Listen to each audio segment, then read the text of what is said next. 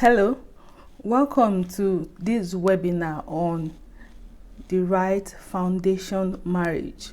First of all, I want to congratulate you for being here, for taking that bold step to get this training, because you have made a huge right step just by learning what you need to do, how you need to prepare yourself, how you need to lay the right foundation for a beautiful, thriving marriage.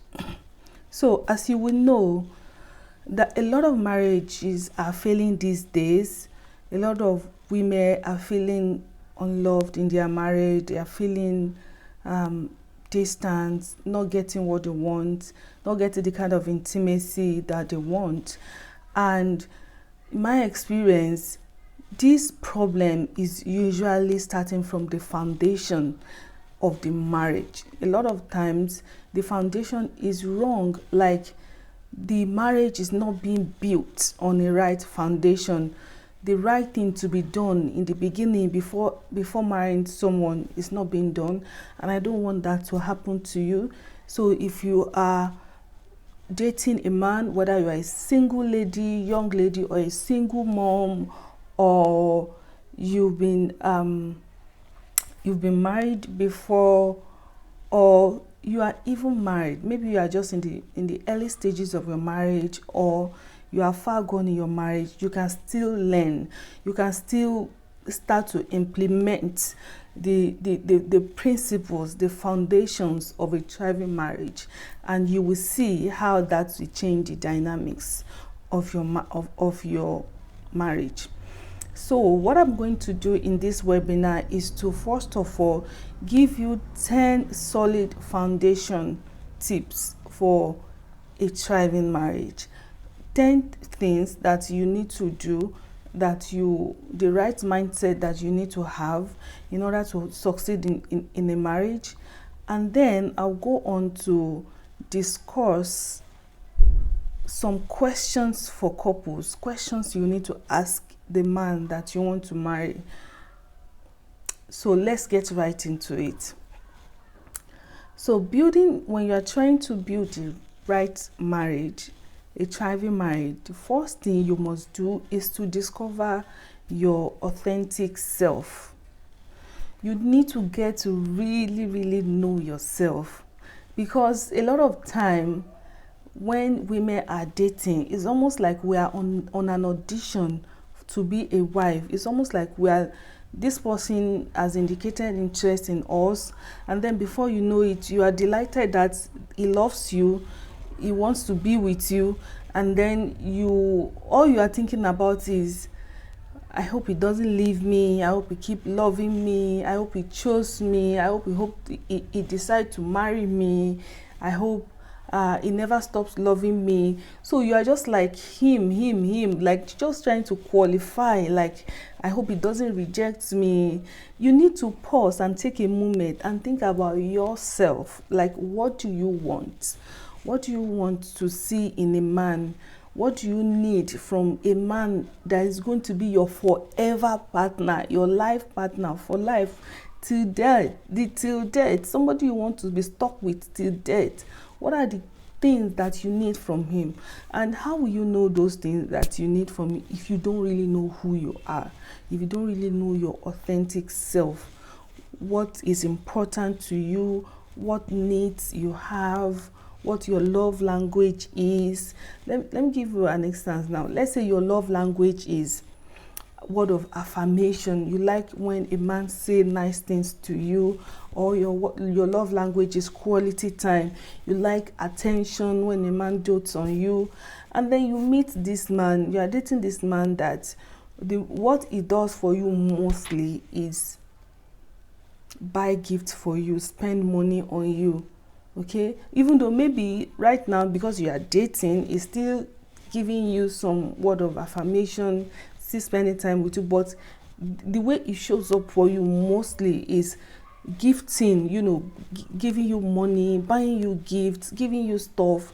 Then you may begin to start questioning it, that will this person be right for me? Or maybe you have another person on the side that's always showing you, saying things to you, showing you love, and then you are trying to decide what you want, which to go for.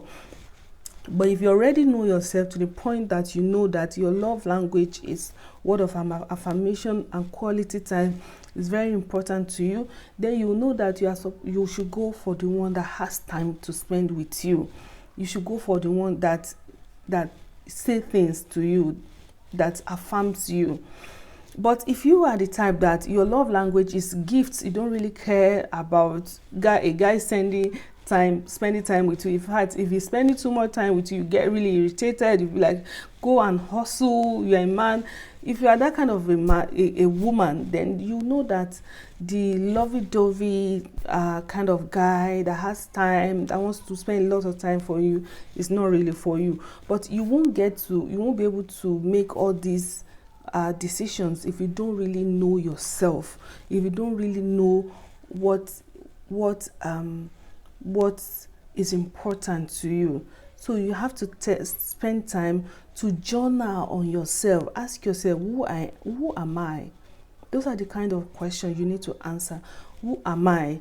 Who am I trying to become? Who is the best version of me? What is my 3 non-negotiables in a marriage? What are the 3 things that I must have in a marriage in order to feel fulfilled?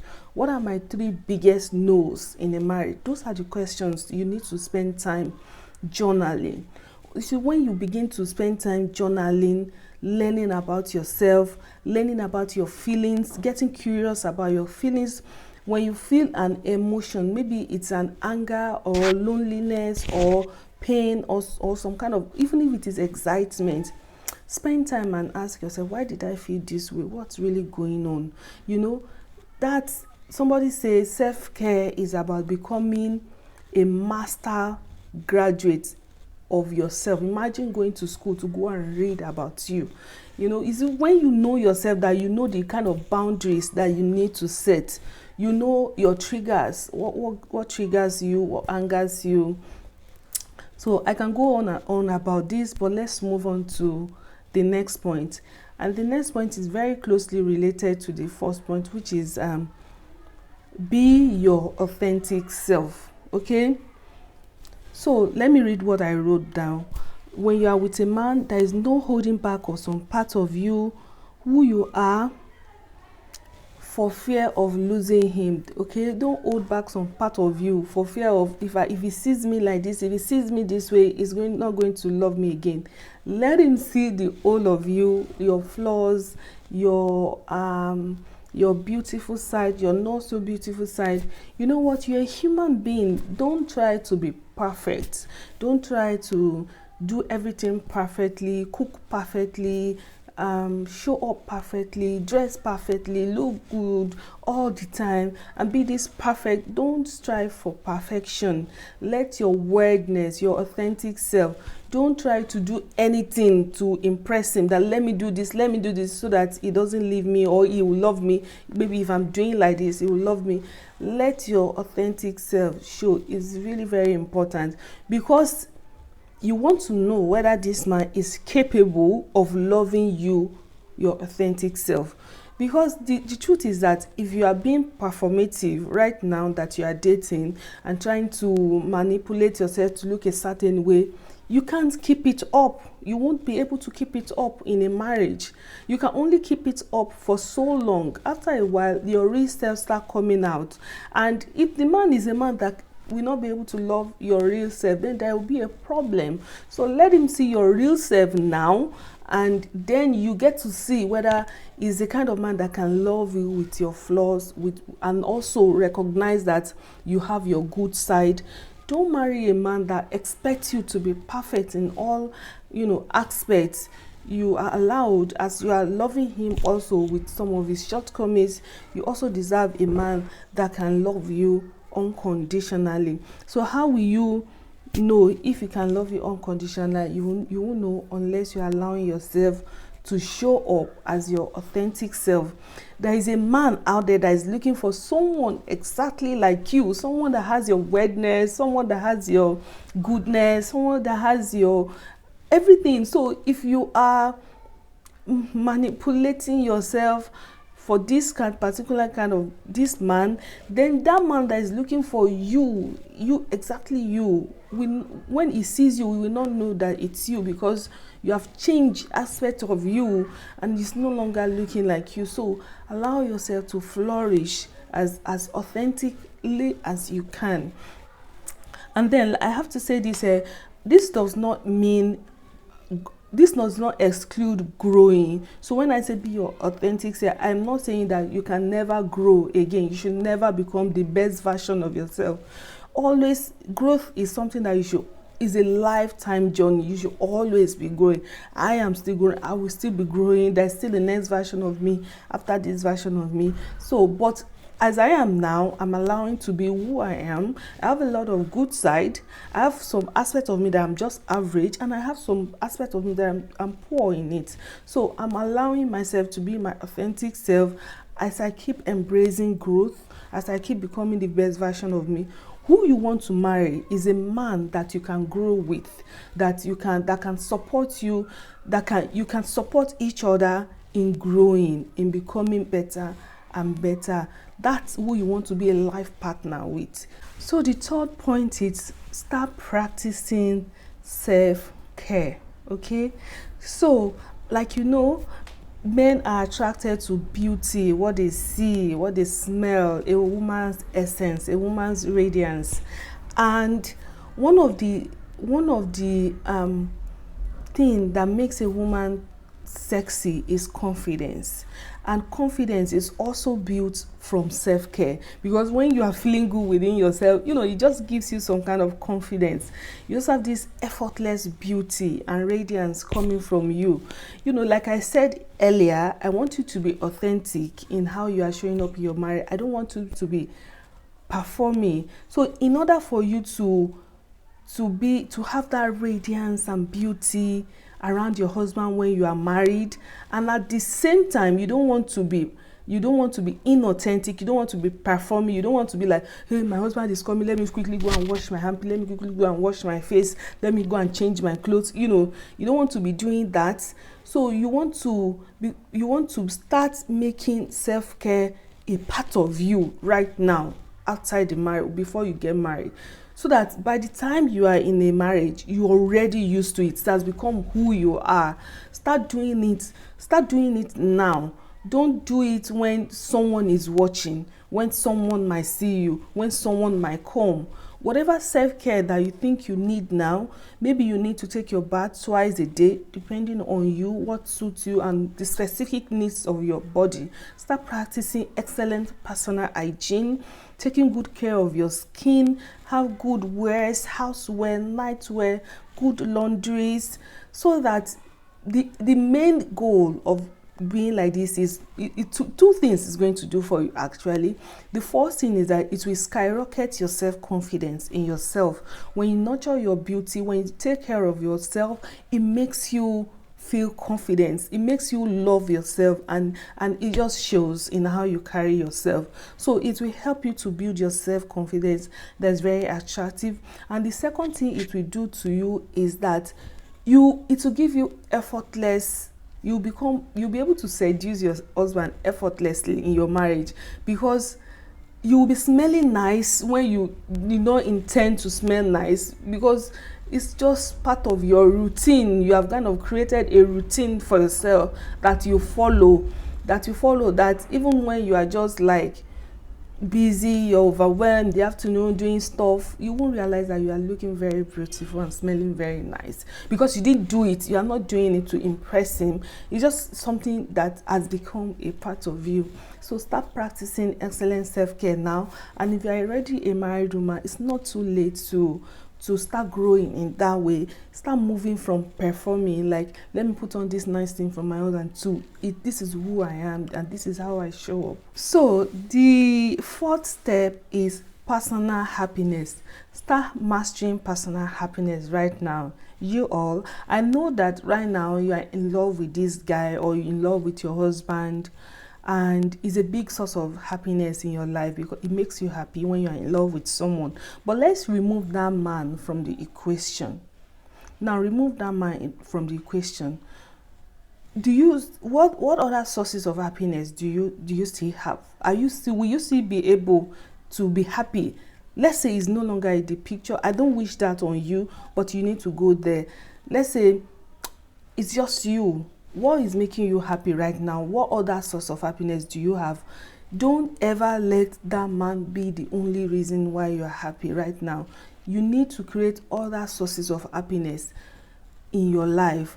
I know that it's good when people make us happy, but you need to be able to rely on yourself for happiness. It will make a huge difference in your marriage, because the man we can sense that is free, is not responsible for your happiness. There won't be pressure on me that I have to make you happy, I have to make her happy, I have to make her. No, it's a lot of pressure on a man, but when he sees that you can be happy without him, you can be radiant without him, then he can relax and say, okay, I am a contributor to our happiness, not the sole custodian, producer, or manufacturer of our happiness. I contribute to it. So when you know how to achieve personal happiness, it actually adds spices to your marriage, and it makes you more desirable to the man. Let's say the man calls you and say, hey, what's up, babe? Tomorrow can I see, or today can we see today? And you're like, oh shoot, I just made plans with my girlfriends, we are going to see a movie.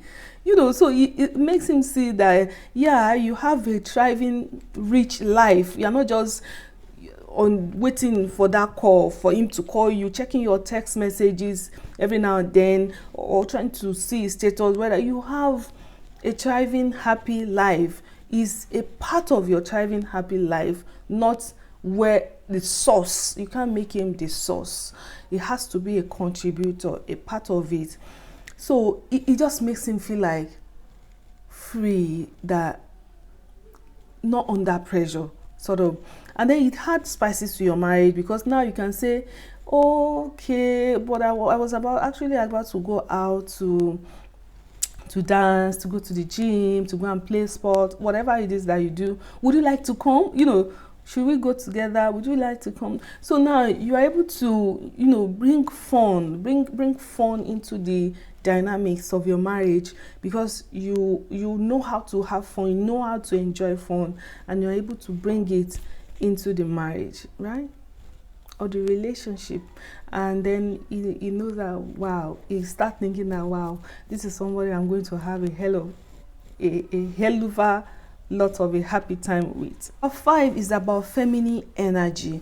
You have to start mastering your feminine energy right from now. So masculine energy is the energy of doing, of action oriented, making decisions, making things happen. It is go energy. So, and it usually causes a lot of problem in marriages when women don't know how to be in their feminine energy. They will just want to, before you know it, you want to be controlling your husband. Your husband will start feeling disrespected if you are always in your masculine energy, because you always tell him what to do, always advise him, get him done before he even has a chance to say Jack Robinson. He has done it, then you start feeling emasculated.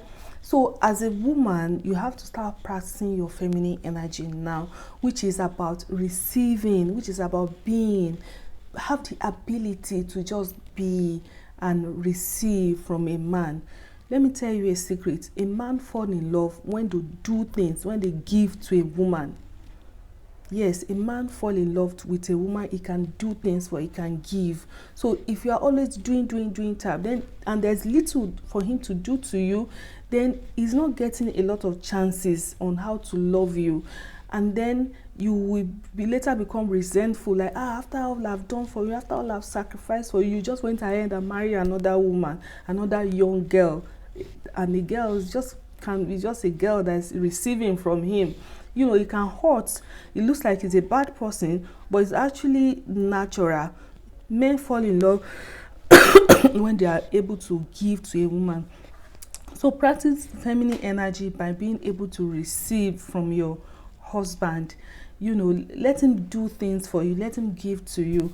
Another way to practice feminine energy is to be. Don't be in a rush all the time. Learn how to start slowing down.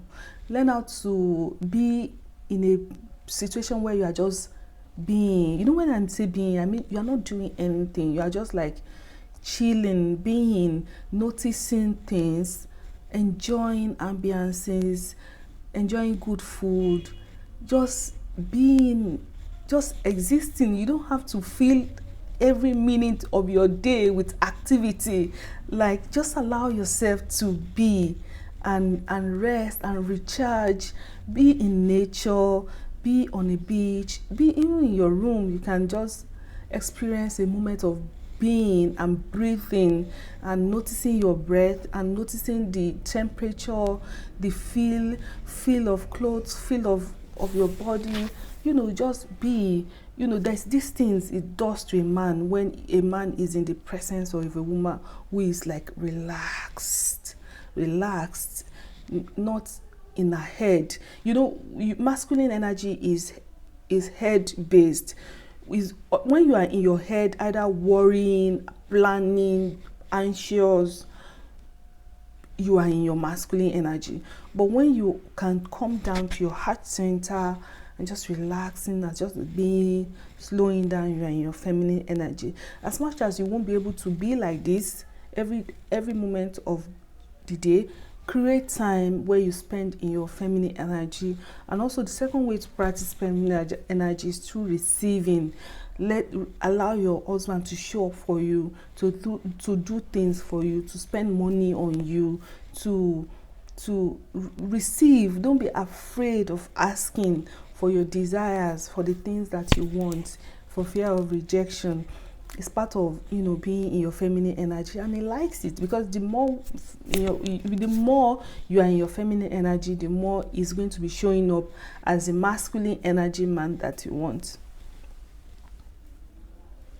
So number 6 is about forgiveness. So I wrote here that you should let go of resentment from past relationships. So do you still have past relationship that hurts you, that anytime you think about what they did to you, your heart will start raising, you'll be like, charge. It's time to forgive them and let go of them, and don't let them trigger you again, because if you are not careful, you will bring whatever was going on into your new relationship. Maybe it's a past marriage or a past relationship that you were in. You will be defensive against this new man that you just met, that you want to marry. You use what one person did to be defensive against your man, and you don't want that to happen, because this man may totally not do that to you, may totally not have that intention, and then we'll be like, wow, why did she have such a big reaction? I just said this. So you don't want to be coming off as defensive. So you want to let go of resentment from past relationship by saying, I forgive you. It was your lower self that did all those things to me, not your higher self. And I wish you good luck. I wish that one day you'll be able to evolve into a higher human being, so you don't treat another woman that way. So forgive them and let go and claim your worth back. You are worthy and deserving of a man that totally adores you, that totally treats you in a way that you like, right? So the number 7 step, which will be like the number 1 step, is prayer. Okay, so pray and pray. Pray about the man that you want to marry. I know you're already doing it, but I have to put it in there in case you need to do more of it, especially tahajjud. If you're a Muslim, get up in the middle of the night and pray for your man, pray for yourself, pray for your future. Commit your future onto his hand. Commit your future children, future home, future. Pray about anything and everything. Pray about your sex life. Pray and surrender to God. After prayer, then leave everything to God and let what needs to be. You, somebody that you think may love you forever, that is the one for you, may decide not to marry you again, and that is your prayer answered, because God has seen that it's not a match to the kind of marriage that you want. God knows the kind of marriage that you want, and he has seen that this is not a good match. This man will not be able to give you what you want, and God may remove him from your life. So that may hurt, but don't let it crumble you, and don't let it make you give up on your hope and your desire. And also, prayer can be that man you are dating, everything will just start flourishing. Everything will just start working out. If there are things that are going wrong before, God knows how to lay hands on them and heal you and heal him and make the situation work stronger. So it's both way. So what I'm saying is that when you pray, you have to be willing to surrender.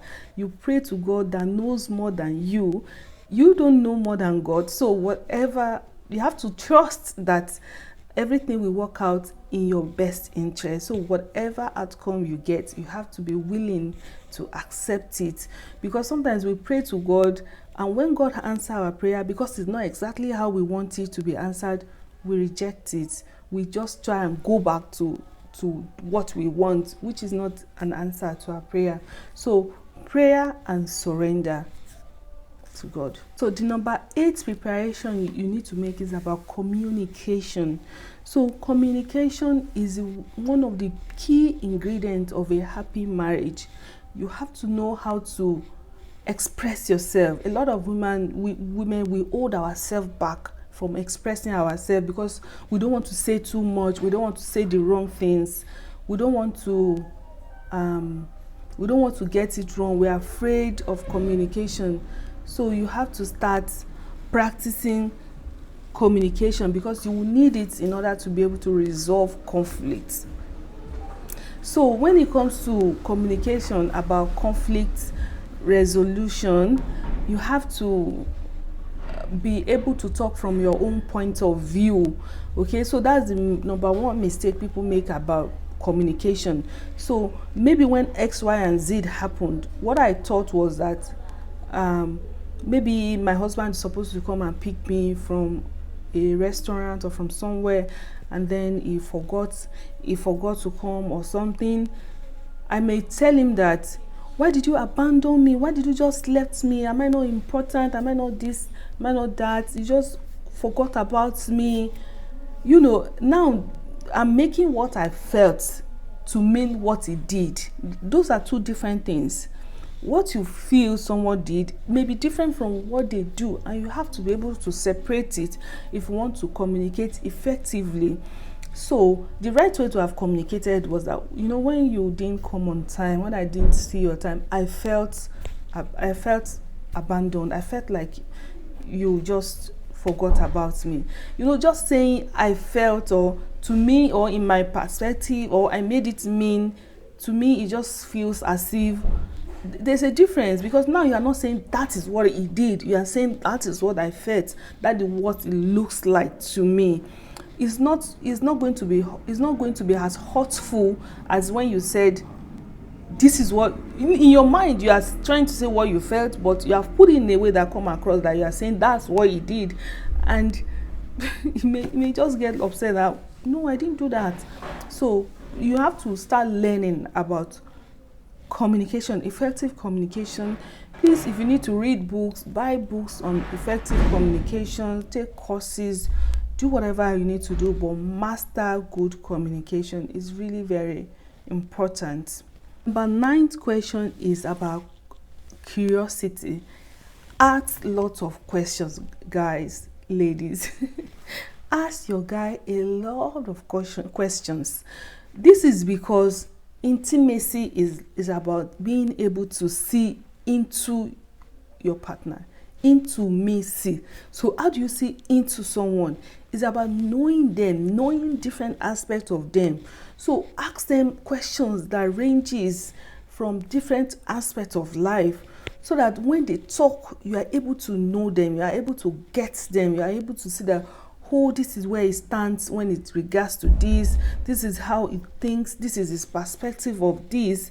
And before the end of this video, I'm going to be doing some sample questions that you need to ask him, and the reason why you should ask him those questions. But getting curious about him is really important, and this is because some of the things that are important in nurturing a marriage is when a man feels gotten, heard, when he feels like you know him, you understand him. So how can you know him and understand him?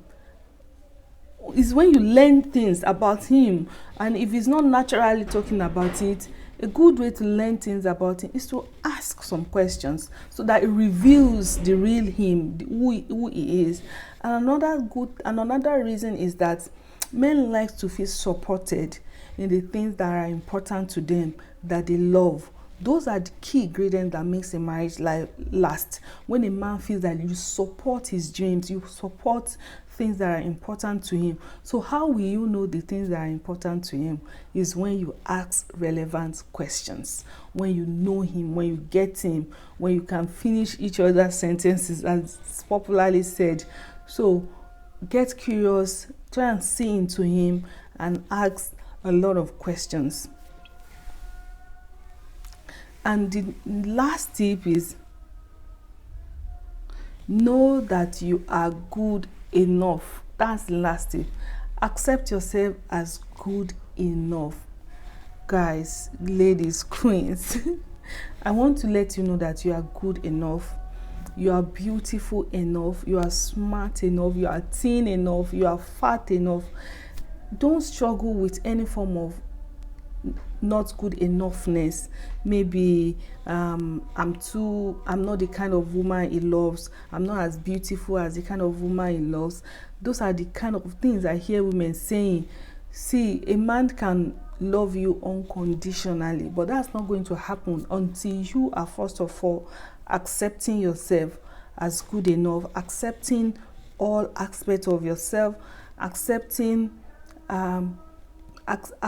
your flaws, having unconditional love for yourself as a human being.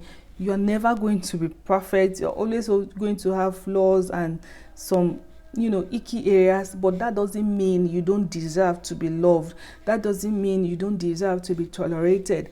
That doesn't mean you don't deserve to be supported in growing. So I need you to be accepting yourself as good enough and worthy of love and acceptance, and start doing that to yourself right now. If you want a man that will be doing that to you in a marriage, it needs to start with you first. So now I'm going to move into questions to ask him that is in the list of questions that I gave you. So I just want to talk a little bit about some of the questions, just to elaborate and to say the appropriate time to ask those questions. So some of the questions you can ask him is, what are your top 5 core values? You want to know maybe he value family, maybe he value career, maybe he value money. Excuse me. You want to know the things that are important to him, because when you know the things that are important to him, you will know how to support him in those things. And you want to know whether it's a match. It's really important that this thing is a match. It doesn't have to. You want to know that it's not something that you don't really care about, or you don't think it should be a core value for someone. All right. You want to see, at least out of his 5 core values, you want to be seeing like 3 to 4 matches. It's really important, because that's what brings compatibility. So that's why this question is important. So you want to ask him about love languages. Ask him that, do you know your love language? And if he says no, you can just say that, would you like to know? I just read about it online. I just heard about it, and I think it's fascinating. I think it's good we know each other's love language. You really want to bring up that topic now, because love languages is just like language. It's like, some of you won't marry someone that speaks only French and doesn't speak other language because communications will be difficult, right? It's the same thing with love language. You will not be able to make him feel loved if if you are not speaking his love language. Maybe his love language is word of affirmation. He likes a woman that encourages him, that say, go get it, you are doing great, I believe in you, stuff like that. Or a woman that supports him. Maybe some men, they want to do 50-50. They want huge financial support from their woman. And what if you are not that kind of a woman? You don't want to, you're a woman that wants to be taken care of. So you need to know whether his love language is something that is comfortable for you to show. Excuse me. And if he is also capable of showing your love language, of giving you or speaking your love language. So another question is, if money wasn't an issue, what part of the world would you like to live? I chose this question because I feel like it's a fun question, and I want you to be doing fun stuff with your fiancé or your husband. So it's just like, and also it's a question that allows him to dream. And then when he's dreaming, you are there to witness his dream. You see, these things are very important when you are able to key into a man's dream. So when you ask him that question, he begins to be like, interesting. You know, that it brings up a smile on his face. It's exciting for him to think about where in the world he wants to live, and then it's going to bring a beautiful moment between the two of you, and then it will help you to know him, really know him, why he chose where he chose. Is he a suburb area or a mountain area or a beach water area? It says a lot about the kind of person he is. So, or a home-based person, you know, it's really a good question to ask. So the next question is, how do we handle conflicts? Really important. When we have conflict, how do we handle it? Do we resolve it do we have to resolve it before we go to bed? It has to be resolved, or we allow ourselves to think about it, come back to it. Or you can even make some pact that we will never leave a conflict unresolved, because a lot of marriages are destroyed because of unresolved conflicts. Something happened to you, you never told your husband about because you've just made some conclusion in your mind, or typically you did something to him, he never talked about it. So a lot of unresolved conflicts, because he thinks he didn't talk about it, because they think, why bother? If I tell her, she's just going to repeat it anyway. So a lot of failed marriages is because of unresolved conflicts. Something you did that hurt him, that he's not talking about. Something you did that hurt you, that you are not talking about. Because you're going to react from that pain, and when you react from that pain, it's a new thing to your partner, because he didn't know that you are reacting from something he or she did. Then wonder, why will he behave to me like this? Well, it's based on a reaction of something that is hurting you that your partner doesn't know about. So being able to resolve conflicts is a key ingredient of a happy marriage. You have to be able to talk about things that hurt you, and even when your partner is not taking heed, you have to be able to come back to it and say, you know, I talked about this and you are still doing this. This is really affecting me this way, and if you continue to do it, this is how it's going to affect me. So right from outside of the marriage, you have to talk about how to resolve conflict. And one of the things you have to agree on is that when we have a conflict that we are unable to resolve, what should we do about it? Do we need to talk to this person, or go for therapy, or just acknowledge that this conflict, we have not resolved it, so we are still working on this conflict? Should we seek outside help? Please have a plan for conflict resolution with the man that you want to marry. So the next fun question is, do you feel like I understand you? You know, you can just ask it in that your feminine soft voice, like, hey, do you think like I understand you? And I don't know what kind of response it's going to give you. It's going to shock you, like, oh, you get me, I think you get me. And you may be surprised, you may say, I just feel like you don't really understand me. And then you're like, wow, what don't I understand about you? Let me know. I really want to understand you, because I want to make you feel loved and heard. So it's definitely a question to ask. Then the next question is, how often do we have sex? This is really important, and it's fun and it's erotic. So you want to get clarity on is libido and your libido, how often is expectation is on sex, whether it's a high sex drive person or you are the high sex drive person, and you want to know whether this can work, whether you the two of you are able to shift ground and find a middle place that works for both of you. And the next question is boundaries with co-workers. Set boundaries with co-workers. Like, is it allowed in your marriage for a partner to have a opposite sex co-worker that they are close with, that maybe they pick each other on the way to work, drop each other off, bring food for each other? Whether you're going to be involved, if you already has that kind of person, whether you're going to be involved in the friendship, so it's going to be like a family friendship something, or it's a friendship he wants to keep to himself, or whether it's not going to be allowed in your marriage. You want to discuss that and make a decision about that.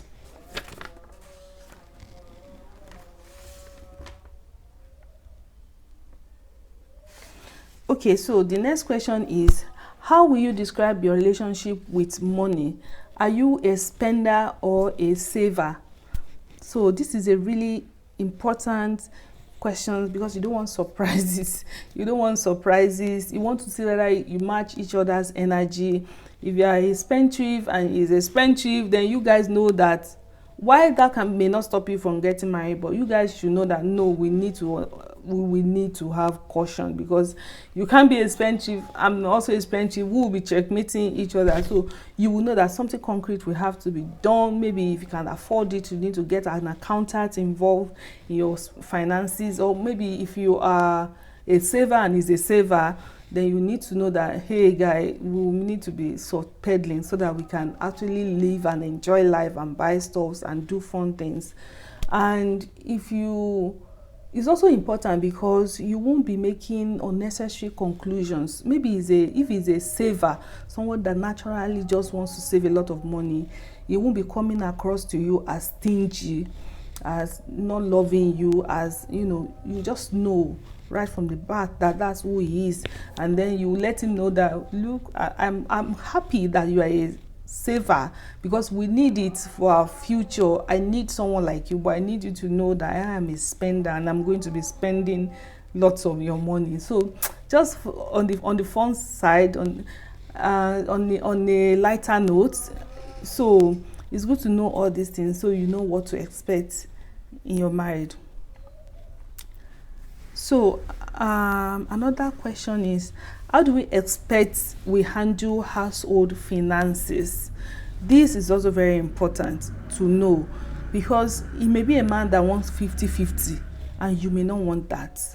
It may be a man that wants to take care of everything, that believe I'm the man in the house, I need to take care of my family. So you want to know how to spend household finances so that there won't be cause for quarrel. You already know that my man expects me to bring certain amount of money to the table, or my man expects me to bring nothing to the table, or my man expects us to have a joint account, to have our money together and just spend from it. So just have some clarity on finances. You need to talk about finances, because if you don't iron it out outside of the marriage, it can lead to big problems when you are married. So the next question is, how do you behave when you are under stress? So now you know, when I'm under stress, I shout. When I'm under stress, I just walk away. I don't know what his answer is going to be. I'm just giving an example, but it's going to help you when you are in marriage. You see what I'm saying about intimacy? That's how you are able to be intimate with him, because you know exactly what is wrong with him, what is going on with him. Maybe when he's acting cranky, or watching too much TV, or going out too much. You know that my husband is under stress. This is how he behaves when he's under stress.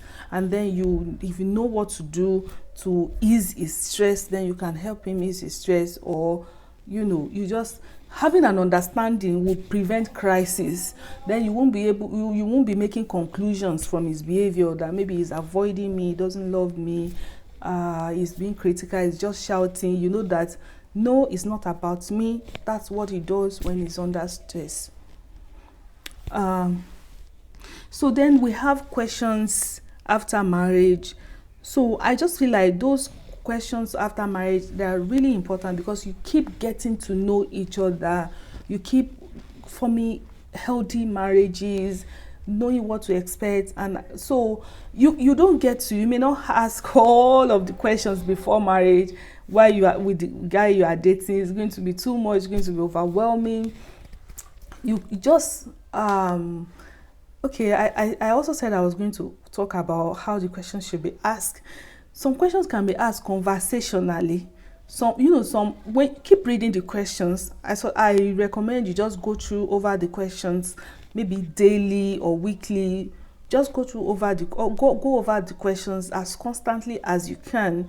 This is because it's going to be easy for you to remember when maybe you are watching a movie and it's about finance, a man and a woman, and the issue is on finance, or you are outside or listen to news or something happened. Then you can just chip in a question and say, let me even ask you, when we are married. Then you ask the question, but you won't be able to ask if you don't remember.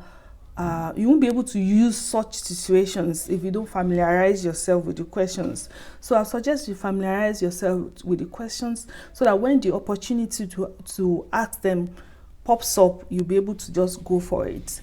And another thing is that another way you should ask some question is just like blatantly and say, hey, I have some questions I want to ask you.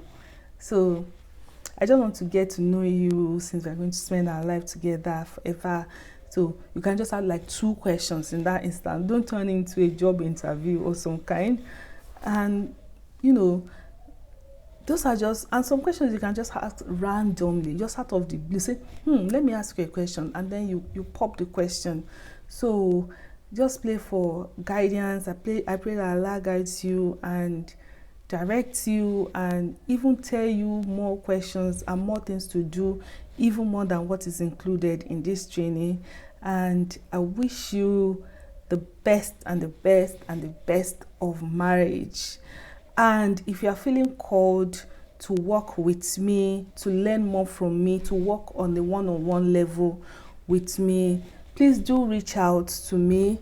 Just you can book a free 30 minutes clarity call. Just go to www.calendly.com/Kofo-Akib. It's going to be in your list of questions. I'm going to keep putting it somewhere down. So there you can book a call with me, and maybe we can talk more about whatever issues that you are dealing with and go deeper with you, and maybe do like a 3-month coaching session to fully prepare you, help you to master your feminine energy, help you to become more of your authentic self, to practice self-care, self-love, and to teach you all the tools of a thriving marriage. So I can't wait to connect with you. Thank you for being here. Ciao.